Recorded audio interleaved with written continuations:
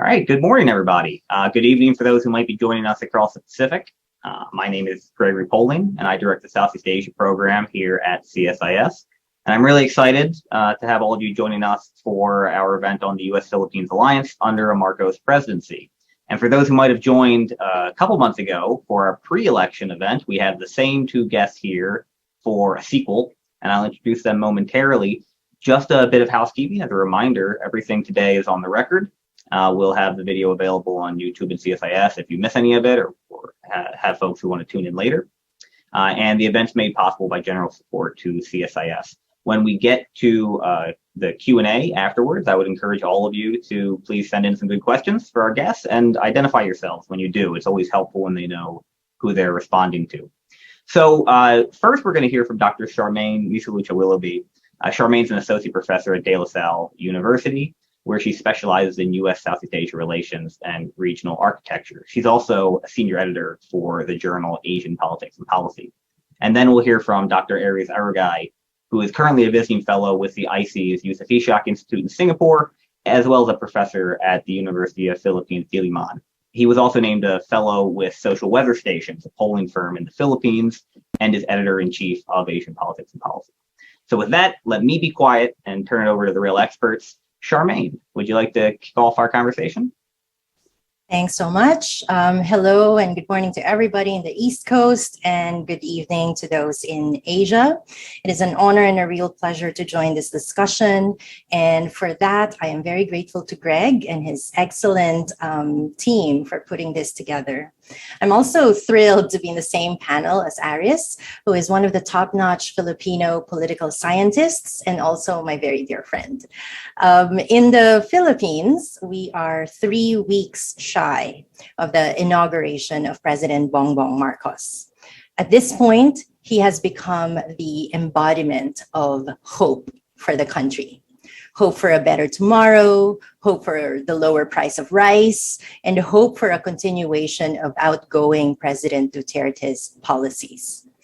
As Filipinos, we remain hopeful for our country, but we have also learned to temper expectations and to proceed with caution, given the fragility of our democracy and given the massive information ecosystem that propelled the resurrection of the Marcos name in Philippine society.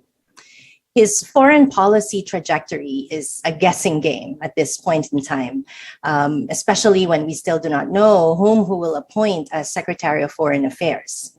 Pinning down his foreign policy is not the easiest of tasks, especially since he remained ambiguous all throughout the campaign. His campaign slogan, Babangon Muli, is actually a promise premised on hope. It's roughly translated to rise or to get back up on one's feet, but it can also mean to resurrect or to restore. It was for sure deliberately vague. Was it in reference to recovering from the pandemic or to reversing the country's path before we suffer even further from democratic decay? The call for unity is admirable, considering the need to repair deep divisions within society. But ironically, the blanket call for unity obscures even further those same divisions within society.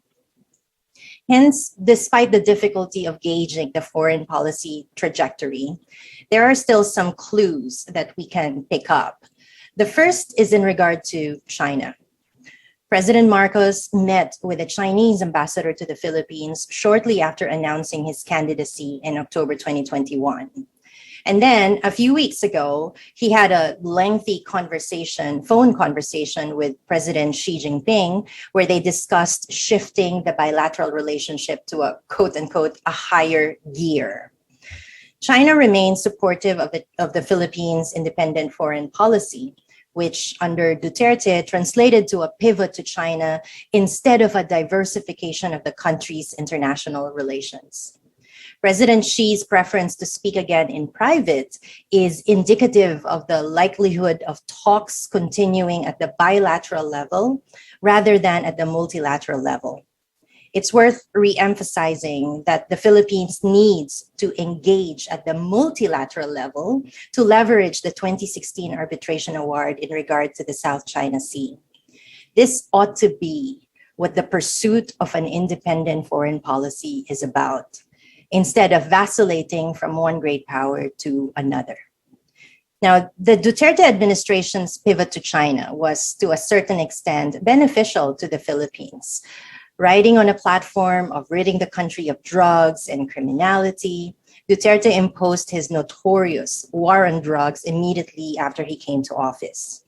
But as the bodies piled up, he earned the criticism of the West, particularly of the United States and the European Union, for human rights violations and crimes against humanity, both solid foundations for a potential case in the International Criminal Court. In the midst of these mounting criticisms, Duterte needed the support that China was willing to offer. Apart from this, China supported Duterte's flagship Build, Build, Build program that was supposed to jumpstart and reinvigorate the country's infrastructure projects. Unfortunately, 6 years down the line, the Build program did not bear much fruit. But in return for its support, China likewise enjoyed some benefits resulting from its friendly relations with the Philippines. For one, the Philippines downplayed the significance of the arbitration award and likewise marginalized discussions on the South China Sea at the ASEAN level, especially when the Philippines was chair in 2017. There were also other maritime incidents that were just shoved under the carpet or just, shrugged off as if they don't really matter. This tit-for-tat strategy demonstrates that the security sphere, of which the South China Sea disputes are a part, was really held hostage by the potential economic benefits that the Philippines could gain from China. Now, to his credit, Duterte did manage to lower the tensions in the security sphere, but it is truly quite another to trivialize the sovereign and territorial integrity of the Philippines in exchange for infrastructure projects.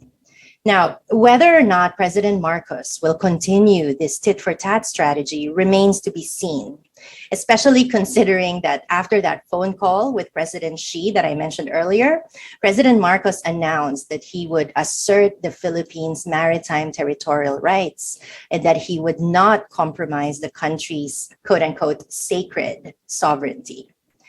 We might recall that early in Duterte's leadership, he also made a similarly strong comment on riding a jet ski to the contested waters of the South China Sea and planting the Philippine flag therein.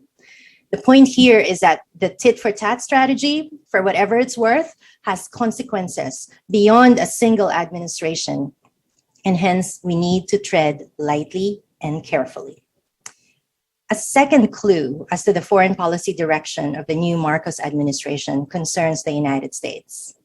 President Biden was one of the first to call Marcos to congratulate him on his election win. Recently, Marcos also met with the U.S. Embassy in Manila's Chargé d'Affaires, where they talked about redefining the Visiting Forces Agreement, one of the subsidiary agreements of the U.S. Philippine alliance. They also talked about climate change mitigation, an important but often neglected issue in the Philippines. Another development is that the Philippines signed up on the Indo-Pacific Economic Framework, although it's still not clear which economic pillars we would join. Now, the U.S.-Philippine relationship under Duterte was interesting, to say the least. He has always had a very strong anti-U.S. position, even when he was still mayor of Davao. During his presidency, one might recall the dramatic policy shifts from wanting to abrogate the Visiting Forces Agreement in early 2020, to suspending the abrogation, to finally canceling the abrogation in mid-2021. So in essence, it's business as usual in the alliance, despite all of this oscillating movements. We can expect something different from the Marcos presidency, because first of all, he does not have as intense of an anti-US sentiment as Duterte. But unlike Duterte, Marcos has pending cases in the United States, so he cannot really go there for meetings and such. But still, this is not new for a Philippine president, considering that Duterte also never stepped foot on American soil while he was president. In fact, he was noticeably absent in the recent U.S. ASEAN summit. So one thing to remember here is that while presidents come and go, administrations may change, but it's the alliance that remains. There are deep institutional linkages, not to mention personal and professional networks that oil the machinery and that keep things going despite personalities and oscillating foreign policies. There are annual exercises under the Balakatan framework that help in achieving the goal of modernizing the Philippine Armed Forces. All these are testament to the resilience of the alliance. But of course, there are still alliance management tasks and to-do lists that need to be done to keep the momentum going. We cannot rest easy and simply fall back on the security guarantees that arise from this bilateral relationship. And again, I return to my earlier point that this ought to be what an independent foreign policy should be about. Now, however the relations with either China or the US turn out, it's certain that the entire candidacy, the campaign, and presumably the presidency will be about restoring the name and image of the Marcos family. During the campaign, the narrative that has taken root is that Marcos, the father's rule in the 1960s and the 1970s were the glory days or the golden age of the Philippines. This despite the massive human rights violations during martial law. Within this premise, it's then up to Marcos Jr. to continue what his father has started. Babangon Muli, his campaign slogan, now means rising from the decay that the country suffered when it was not under the family. In this sense, the vast information ecosystem on which the campaign depended really was in view of the goal of restoration. Underpinning that is the need to recognize the Marcoses' rightful place in the Philippines and in the world. Both China and the United States are now giving Marcos the recognition and the respect due him as the presumptive president. But this raises many, many questions for Filipinos. What happens next after recognition is accorded? How will Marcos govern? How will he balance great power interests while at the same time advancing Philippine interests? How will the information ecosystem that propelled him to position evolve? And most importantly, how will Filipinos withstand the normalization of historical amnesia? We have at best tentative answers for now, but the hope is that the next 6 years will be better than the last. This is not a blanket of hope filled with blind faith. This is hope in recognition of the fight that is in front of us. So thanks so much, and I hope this is sufficient food for thought to fuel our discussions today. Thank you so much, Charmaine. Really great way to start the conversation. Now let me turn it over to Aries. Thanks so much, Greg. Good evening to everyone, and good morning to our friends in the other side of the Pacific. It's nice to be in a panel with Charmaine and Greg. Charmaine and I were also in a panel, but that time this was I think in March of this year when ISEAS in Singapore organized a webinar on the future of the Philippine-US alliance. But back then, it was at the height of the 2022 Philippine election campaign. And here we are again with Charmaine trying to decipher a very challenging policy landscape of the upcoming administration of Marcos Jr. Let me thank Greg and the fantastic team at CSIS for the kind invitation and an opportunity to go out of my current rabbit hole, which is to still make sense of what happened in the 2022 elections. At least this webinar is a bit more forward-looking. So I'll keep my remarks to three main points and to draw some sort of ideas on what would likely be the foreign policy trajectory, in particular, how the Marcos Jr. administration will manage the alliance with the United States, as well as other major powers in the region. But I would like first to say that while we still don't have a defense secretary and a foreign affairs secretary. And we keep on going back to that idea because, as we have seen in the past, the personal appointments, the personalities of these appointments are very critical.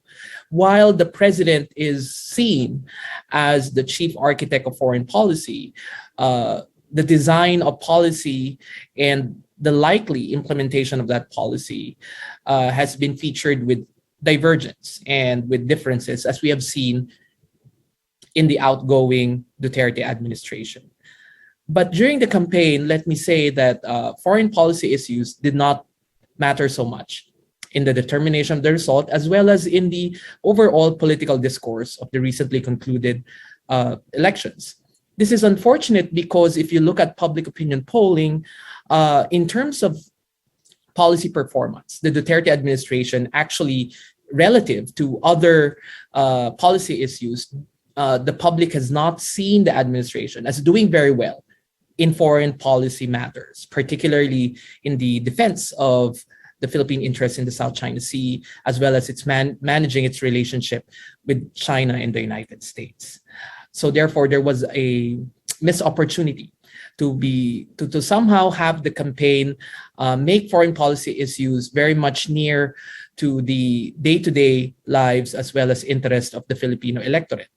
A function of that is perhaps the inability of the entire campaign landscape to push a lot of its candidates to be able to debate critical foreign policy issues. And with Marcos Jr. refusing to debate on this, there was a missed opportunity to be able to deal with pressing foreign policy issues, because we all know that the foreign policy landscape, as well as the strategic environment at present, is way different from it was in the 2016 electoral cycle.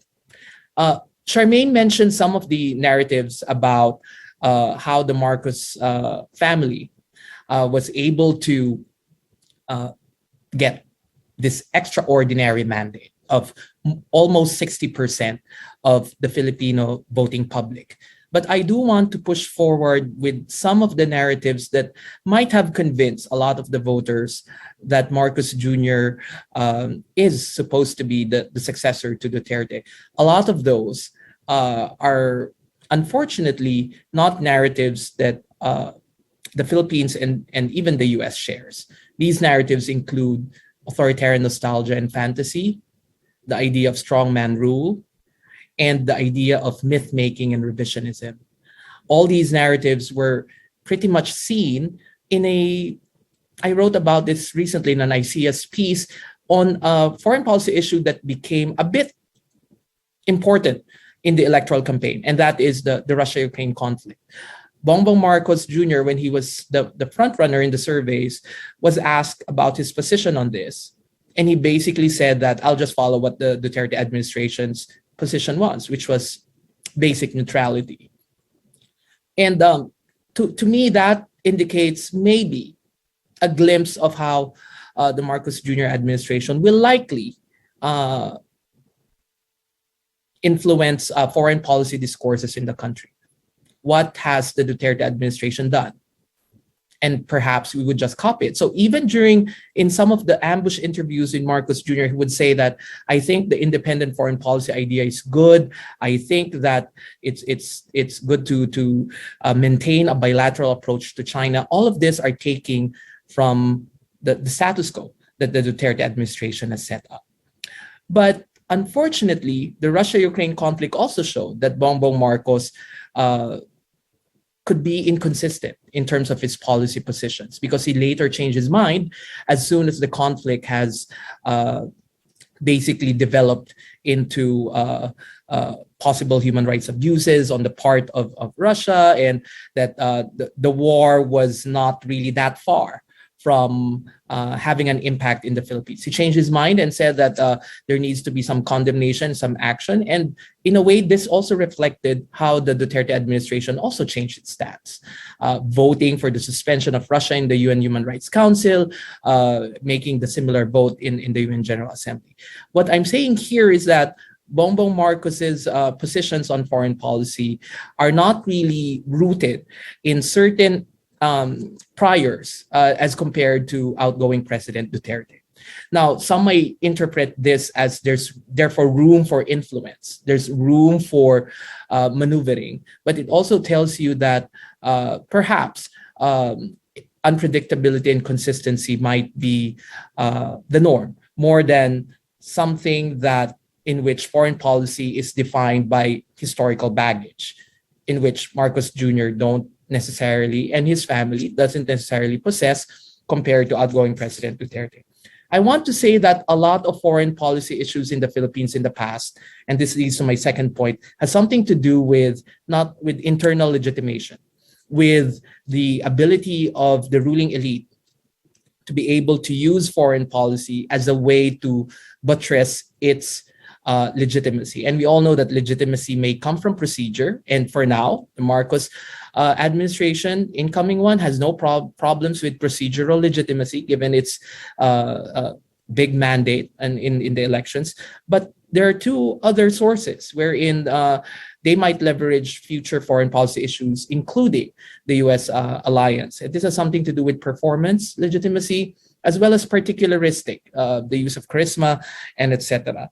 I would like to think that the Marcos Jr. administration will leverage the alliance in order to somehow get some performance rationales in the ability of his administration to somehow solve the many formidable challenges that it is facing, both economic, political, and security-wise. But I do know that if the United States then becomes not really that useful, then perhaps the Marcos administration will try to look for other sources of this legitimation. But I think what makes Marcos Jr. different from Duterte is that he's not only seeking internal legitimation. As what Charmaine said, he might also be seeking on behalf of his family external legitimation, because after all, this redemption narrative of the Marcoses that they're going to redeem the family's name is not only for a domestic audience, but also for a foreign audience. And we all know that the Marcoses were, to a certain extent, a creation of the United States, Marcos family, but we all know that just like a lot of the Filipino public, they might also be a love-hate relationship between the Marcoses and the United States. So there might not be personal grudges as deep as, for example, President Duterte, but the relationship of the Marcos family, and I'm not just talking about Marcos Jr., because let's face it, the unit of analysis of the incoming administration is not the personality, but the dynasty. With his sister, Senator Amy Marcos, choosing deliberately to head the Senate Foreign Relations Committee.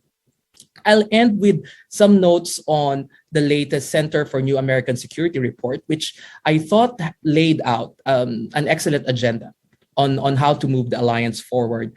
And it made a lot of great recommendations that could be the starting point of the talks between the new Marcos Jr. administration and the Biden administration, whose Deputy Secretary of State will be visiting Manila perhaps tomorrow or the next day. I do find, though, that the report a bit too pragmatic. I know that Greg it has an input there, but I also noted that there are certain issues that might be a bit tricky, but I do think it's important to talk about when we're really discussing the U.S.-Philippine alliance. Issues like democracy, human rights, these might be ultra-sensitive, corruption, media freedom, civil society space, and as what Charmaine mentioned, disinformation. The inability of the alliance to even talk about these issues, I think it might forward the strategic and hard security and even other issues at hand. But I do think that the threats to Philippine politics are in the areas that I have mentioned. And finally, I would like to think that one thing that the alliance might also need to look at is to what extent will there be some divergence between the executive administration of Marcos Jr. as well as its foreign and security policy bureaucracy, as we have seen in the Duterte administration. To what extent will there be a pushback in terms of the policy trajectory that the Marcos Jr. in Malacanang Palace will forward, and to what extent will this be not really resisted, but there will be some sort of, let's say, innovative interpretation that will be implemented by the foreign and security policy bureaucracy. I think I'll end there, and I look forward to the question and answer. Well, thanks so much, Aries, and thanks again to Charmaine. So for those who want to ask questions, we're using the Q&A function on Zoom. Go ahead and insert them, and we'll get to as many as we can. And again, please identify yourselves. At the top, I want to flag Aries is absolutely right. The Center for New American Security's recent report on the alliance, I think, is an important contribution, particularly coming at such a critical time, just at the start of a new administration, and relatively close to the start of a U.S. administration, I suppose. And I was very happy to be part of the delegation or part of the study group. Luckily, it was Lisa Curtis and her team at CNAS who actually had to edit the whole thing, and they're ultimately responsible. So send me any kudos you like, but direct any criticism their way. Let me start off with a question of my own. I suppose I'd like to send this to each of you. I've been very curious to try to parse what exactly the incoming administration is likely to think about China and the West Philippine Sea, South China Sea issue in particular. And much like Duterte, I think as Charmaine indicated, we've had statements from Bongbong Marcos that kind of go both ways. First, that South China Sea doesn't seem to be a big deal and the arbitral award doesn't matter. But then all of a sudden the tough talk, not quite the I'm going to take a jet ski to Scarborough Shoal, but tough talk. He doesn't have much of a record that I know of in the Congress and Senate on this issue, although his sister does, and IME has been pretty soft historically on the South China Sea, one of the more pro-Chinese voices in the Senate. And yet this is kind of the family legacy, right? I mean, it was Ferdinand Marcos who sent the first Philippine troops in '68 to occupy Spratlys. It was Ferdinand Marcos who announced the establishment of the Calayan province. Do they feel a sense, you think, that this matters, that it's part of the family legacy? And should we expect to see that play out in some way over the course of the presidency?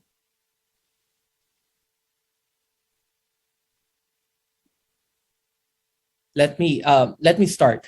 In a media interview, Senator Amy Marcos was actually floating some ideas on the South China Sea conflict, in fact. And one of those is, I don't know how elaborate it is in her mind, is the notion of joint border patrols. She didn't really elaborate on this, but it seems like in terms of what will be the policy of the incoming Marcos administration on the South China Sea, the Marcos family might really have to strike this delicate balance. We also know that Bongbong Marcos himself had said that he will defend Philippine territory. The Scarborough Shoal interest is important, and even mentioning the arbitral ruling. So I do think that at the end, I think while the different members of the family might have different ideas and they might still have to talk about it, this is where I think the critical role of the Secretary of Foreign Affairs will come in to somehow manage. Unlike before in the Duterte administration, he only has one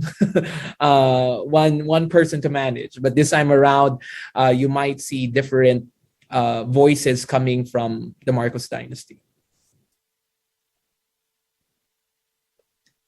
Yeah, I tend to agree with Aries, and also what you said, Greg, that it's a little difficult to gauge at this point because, for one, now President Marcos has had not a lot of participation, no priors, so no indicators really when he was congressman or senator.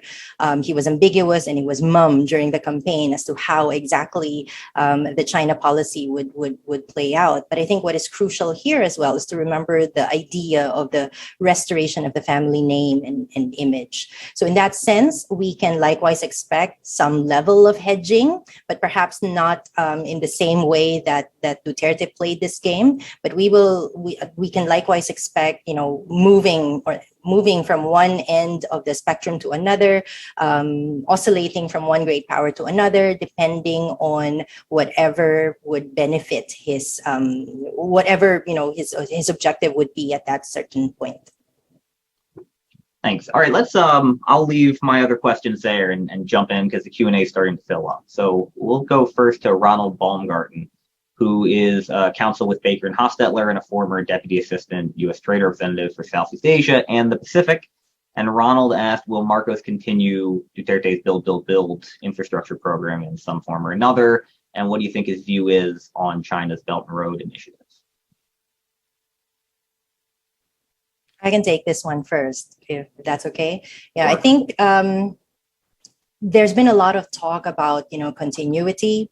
And now President Marcos did say that, okay, well, he will continue a lot of President Duterte's policies, including all of these infrastructure projects and so on. But the question really boils down on funding. For a country continuing to suffer from the pandemic and still struggling with recovery, and on top of that, we have a mountain of debt as a result of the pandemic. So, it's one thing to say, yes, we will continue with the infrastructure projects, but it's another thing to continue with the funding of these projects. Just very quick. I think the main difference with President-elect Marcos Jr. is that his choice for his economic team, particularly his economic planning secretary, reveals a bit more that he will try to tap into private sources for these projects, unlike the Duterte administration, who's been very distrustful of the private sector and tends to have the idea that the government should monopolize all these public infrastructure projects. So the public-private partnership might be mobilized, and I think the choices for his economic team, particularly his economic planning secretary and finance, reveals this. To what extent does public-private partnerships will jive with the Belt and Road remains to be seen. Will these be competing initiatives, or will there be a way for the Marcos Jr. administration to blend this? That remains to be seen. And this is why it would be good to have an idea of the complete cabinet, because such projects does not only refer to the economic side, but also the strategic and even the political side as well. Thanks. Next, we'll go to Murray Hebert, who I'm sure you both know. Murray's a senior associate with the team here at CSIS. Murray said Secretary of National Defense Lorenzana managed to get President Duterte to change his positions on both China and the U.S. relatively regularly. Could Marcos also allow his so far unnamed foreign and defense secretaries to press him to change positions, or does it depend on who gets named?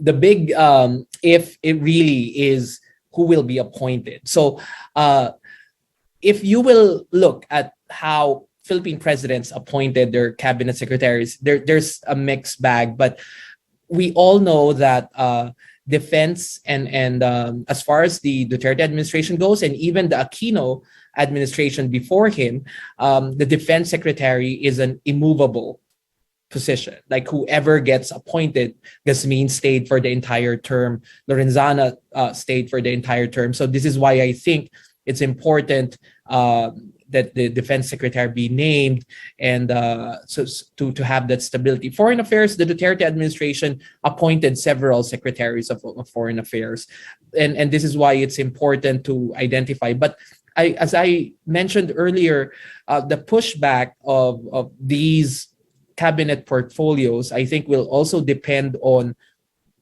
to what extent are they really near the Marcos family. Because I think we're talking about not just inner circles, but concentric circles of proximity.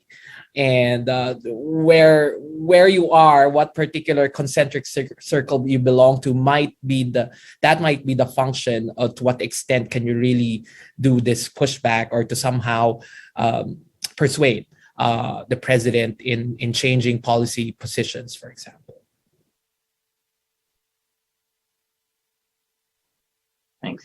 let's go to Jose Teofilo Benitez. He asks, will the U.S. focus more attention on the Philippines and its new leader, President Marcos, in the context of defense and economic development? And I guess I'd like to build on that a little bit because Charmaine raised the early call from President Biden. Do you think that the initial outreach from Secretary Blinken and President Biden is helpful, important? Have we learned lessons about how we didn't reach out early enough, I think, to President Duterte when he won?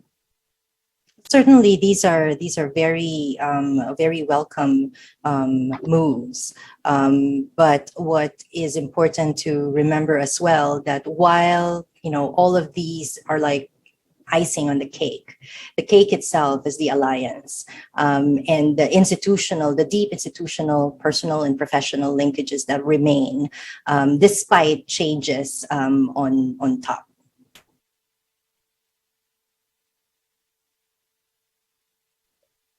All right. Next one, I'm going to go to Stephen Ma, who's recently the U.S. Defense Attaché in Chief of Just Mag at the U.S. Embassy in Manila.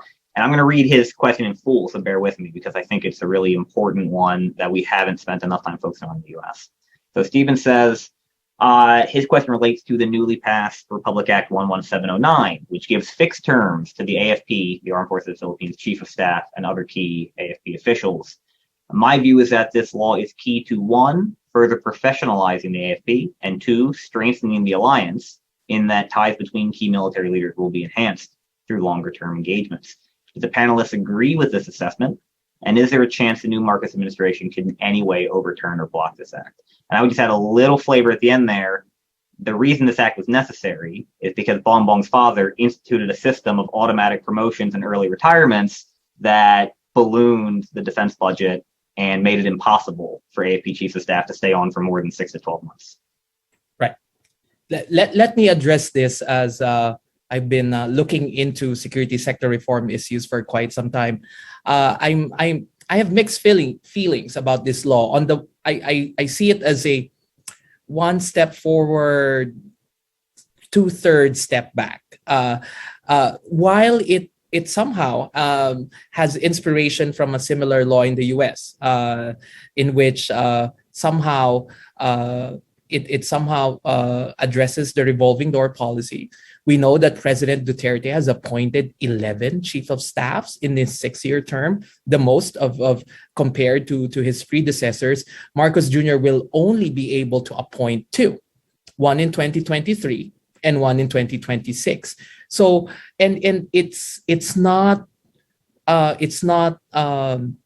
coincidental that this law is passed in the last year of the Duterte administration, not in the beginning, wherein the law could have been implemented during Duterte's term. They really waited it out until the end so that it's the new administration's that's going to deal with the problem of continuous AFP modernization, the ballooning of the defense budget in terms of the pension system problem, etc. So for me, it somehow clips presidential prerogative in a good way institutionally, because we all know that, for example, back in the early 2000s, the major corruption scandals that has hit the armed forces of the Philippines was because of the revolving door policy. The chief of staff couldn't really be on top of things, while on the other hand, certain other officials have remained in their position. So I do think that it limits Marcos Jr., but that might also backfire a bit, because then Marcos Jr. will he use competence as the main criterion then, rather than see that, okay, I'm going to deal with this chief of staff for 3 years, then why couldn't I just be based it on abject personal loyalty? And because of that, the exit option for a better chief of staff loses, and there's no more, maybe if we waited out a few months, then maybe a better choice would be. So it really depends. It could be half full, half empty, but I do think, though, some of the provisions of the law somehow puts some trajectory on some reform, some professionalism, but other things need to operate alongside this particular law.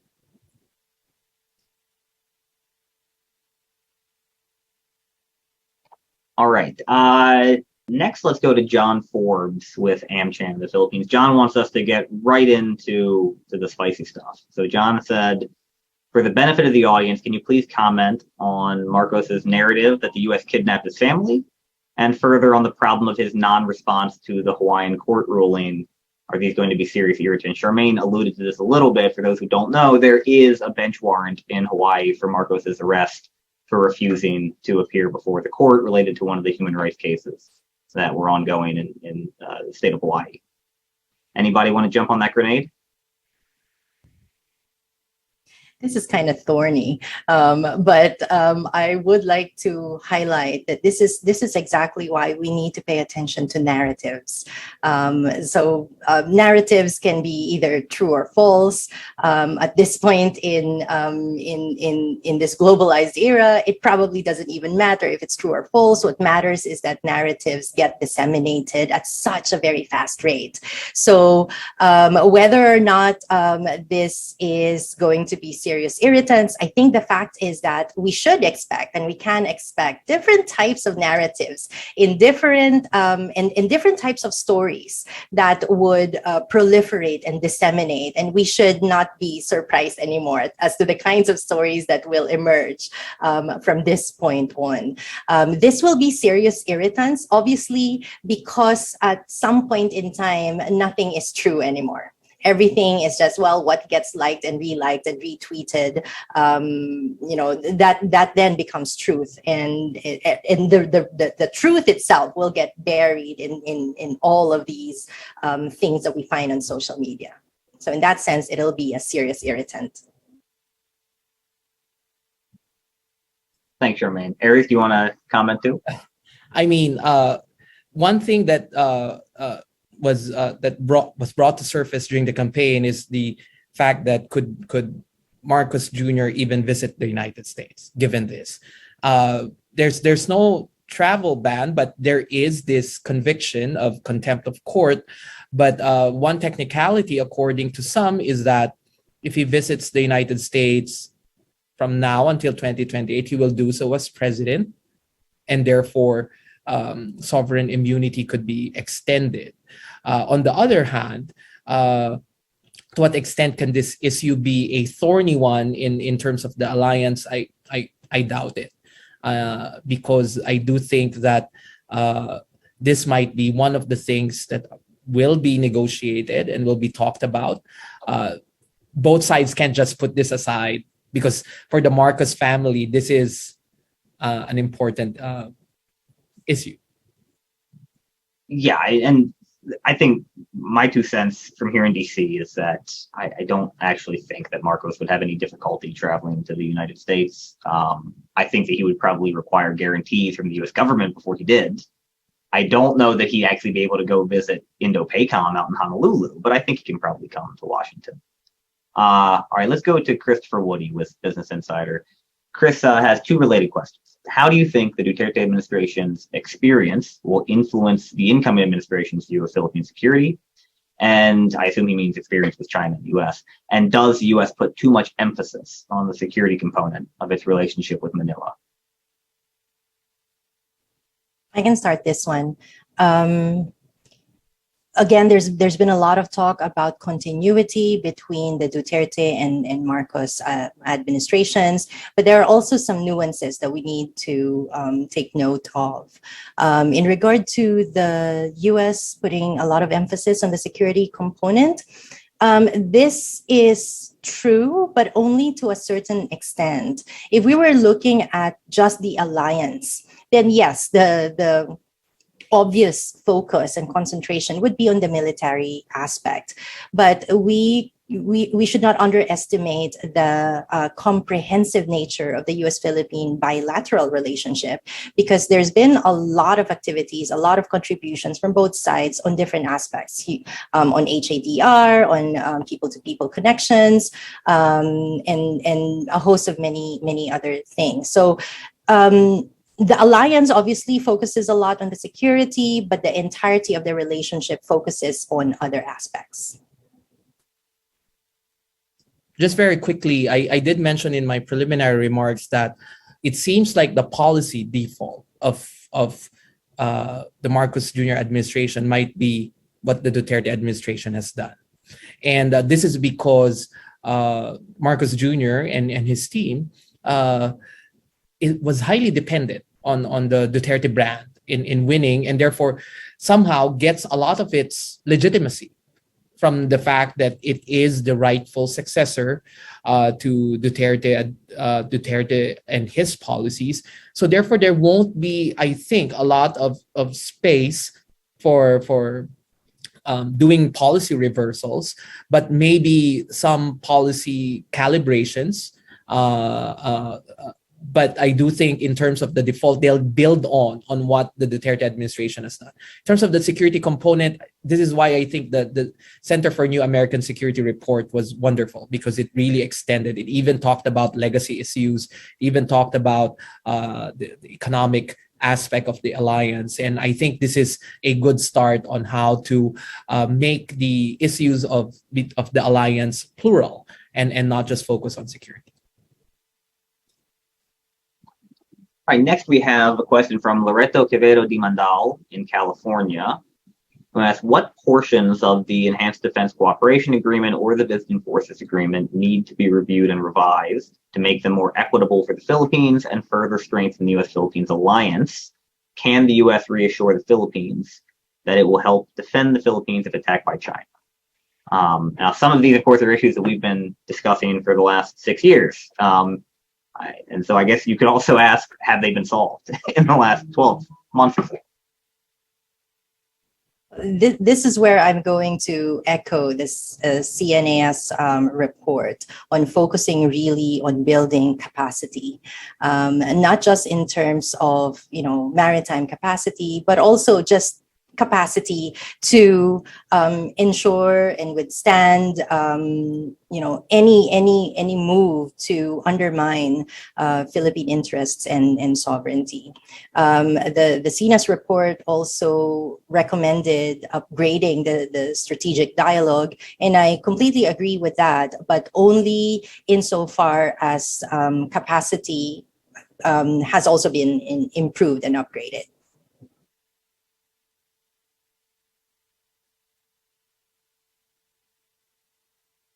I just said the one thing the CNS report definitely did not recommend was actually trying to change the language of the BFA, given that it's Senate ratified in the Philippines and probably couldn't be ratified again if we reopened it and tried to renegotiate the language. Let's go to Bernard Cole, Bud Cole here in Washington, who asks, how solid is President-elect Marcos' support in the Senate? I'll take this one. For now, Marcos Jr.'s support in the Senate is he has a supermajority. It seems like the opposition will only be around 3 to 6 senators. If they're lucky, they're going to be around 6.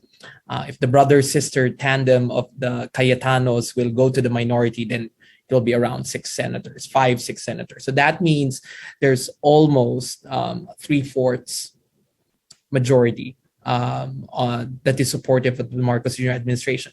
However, knowing the Senate, they always call it a body of 24 republics, meaning each senator, because he or she is nationally elected, has his or her own set of interests that could likely change depending on how the ability of the Marcos Jr. administration to continuously generate performance legitimacy, because after all, these senators also have political ambitions and would therefore play the political game with Malacanang with that in mind.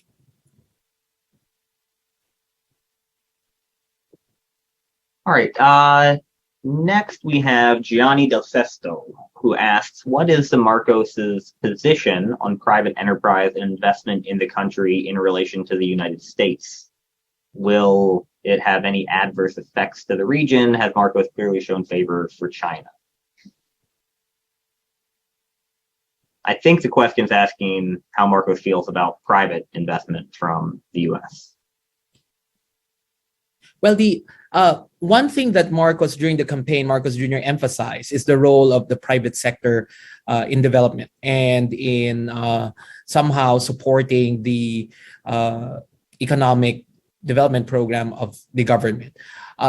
However, during the campaign, Marcos Jr. has been evaluated by some investors as not a good pick for the presidency. And this might have something to do with the historical record of the Marcoses in dealing with economic enterprise and the resurrection of crony capitalism, the resurrection of this idea that Marcos will be able, in the past, had cronies that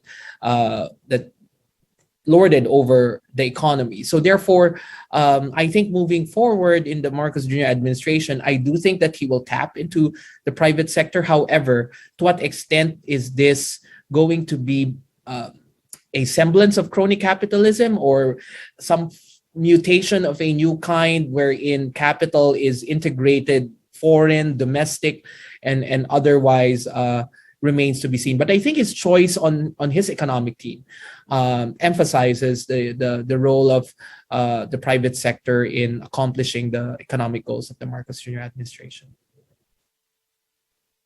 So we have about 9 minutes left. We'll see how many more of these questions we can get through. But I want to bundle two here because we really haven't talked about the VP. So we have a question from Ronald Baumgarten that says, what is the implication of having Vice President Sara Duterte? Are there concerns that she will exert influence of her father to continue certain policies such as the drug war? And then we also had a question from Arnold Zeitlin who said, what about Sara Duterte now being in position to run for the presidency next time around? And I guess there's an underlying question here. How firm is this coalition between the Marcoses and Dutertes? Last I checked, Sarah wanted to be Secretary of National Defense, and she ended up as Education Secretary. Yeah, let me take a first crack here, and Aries can substantiate this because this has a lot to do with domestic politics. So Sarah is actually supposed to be the heir apparent. She was supposed to, quote unquote, inherit the Duterte legacy and continue running the country. But she decided to go with a Bongbong Marcos ticket to ensure her win for this election cycle. So I don't think it's any secret at all at this point that she really has long-term ambitions, and she really has set her goal to, something bigger in the next election cycle. What is interesting in this coalition at this point is that, yes, she did make a very public announcement that she wanted to become Secretary of National Defense, but she got the position of Secretary of Education because she's a woman, because she's a mom, and she knows how to handle these very soft issues like education.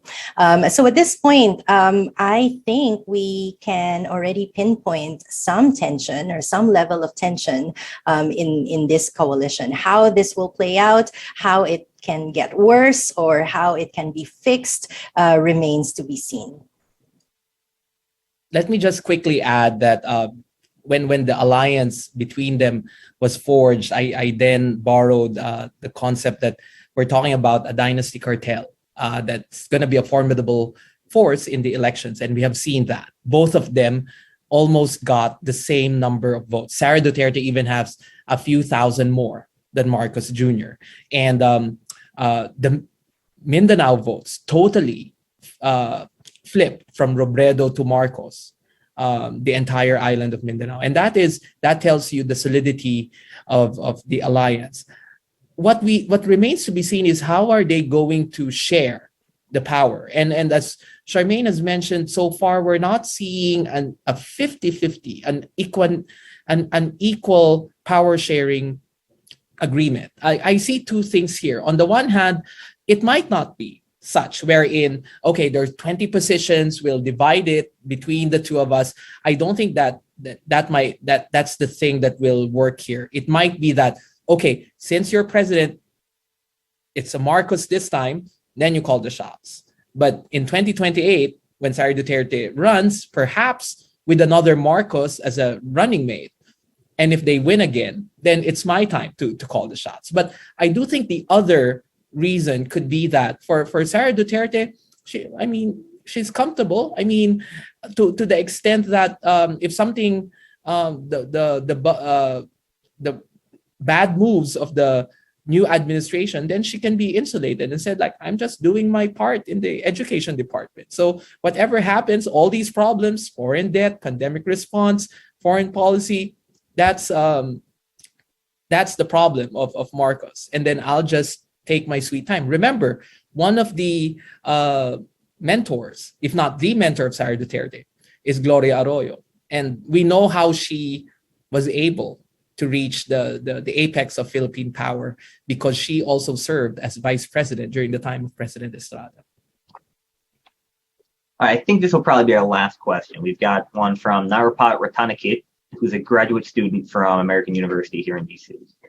Narapat said, what are the potential benefits that the Philippines can gain from the Indo-Pacific Economic Framework, which the Philippines has now joined? And I guess if you have any other thoughts on, economic liberalization or potential trade deals, we did see the amendment of the Public Service Act a few months ago, which maybe opens up a few possibilities. What will the next administration be able to do on the international economic front that previous administrations haven't? Well, very quickly during the campaign, Marcos Jr. emphasized the role of small, medium, and micro enterprises. And I think that might be one way in which they could tap into the Indo-Pacific Economic Framework. However, we also know that this could be helpful in the Philippines because if we look at in terms of the funding of its of the Duterte administration's build projects, it was really not the Belt and Road nor the United States. It was a lot of it was domestic borrowing. A lot of it were actually capital grants and loans from Japan, and I do think because Japan is in the Indo-Pacific Economic Framework, then this could be better integrated into existing modalities. Because at the end, I think what really prevented the tapping for some is not necessarily because China was slow. Yes, it was slow, but the Philippine bureaucracy was also slow because there's really undue bureaucratic delay in the processing of a lot of these projects because of the fear that what has happened during the corruption anomalies in the Arroyo administration will happen again. And these bureaucrats are just trying to protect themselves from future lawsuits. Another area that can be really tapped would be the PPP, private partnerships with private enterprises. That can also certainly jumpstart helping the small and medium term enterprises. But I think a lot will also depend on which specific aspects of the Indo-Pacific Economic Framework the Philippines would be really concentrating on. We have 2 minutes, and I just thought of a quick follow-up. Maybe I should have asked already. Is the Philippines going to ratify RCEP? It's one of the few members who still hasn't. Depends on the economic team, I guess. Okay. There might be an effort, but at the end, I'm not seeing it. Fair enough. Well, we are just about at time.